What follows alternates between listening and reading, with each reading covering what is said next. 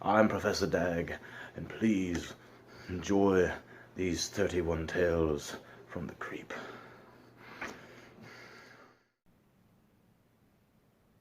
Chapter 16. The Laughter. Time goes slowly, but carries on, and now the best years have come and gone. You took me by surprise. I didn't realize that you were laughing. Guess who? I've heard it before, that kind of laugh from the crowd that drives you insane and makes you want to run away and be alone or lash out. The laughter that's at you and not with you. They all laughed at me the day I told them about the letters and my experience with the old man and the sea creature swallowing me whole.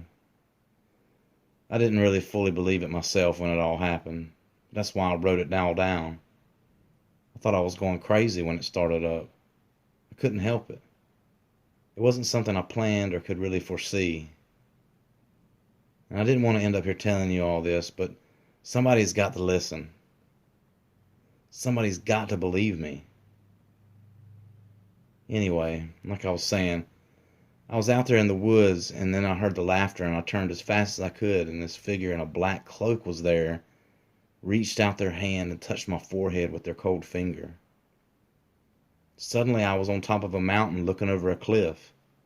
The sun was a hot orange ember hovering in front of me in the west. A strangely familiar voice called out, "Jump!"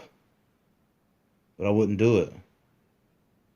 I started to take some steps backwards, and then I found myself falling down and down and down, then boom! I was on my couch at the house watching YouTube. I looked over, and Shane was drawing in her notebook. She looked up at me and smiled and said, "Baby, you got something on your face." She reached out to touch my forehead, and suddenly I was in this large, dimly lit room. I recognized it as my bedroom as a teenager, but it wasn't the same, but it was. A small light came from where the bathroom was.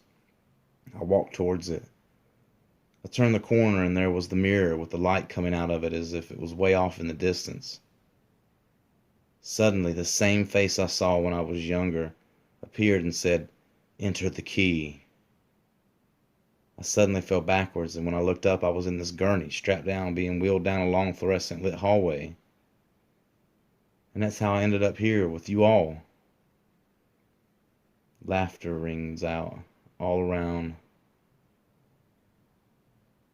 I sat there with my head hung down, writhing in my chair, strapped down as 100 different lunatics shared in one grand applause of laughter.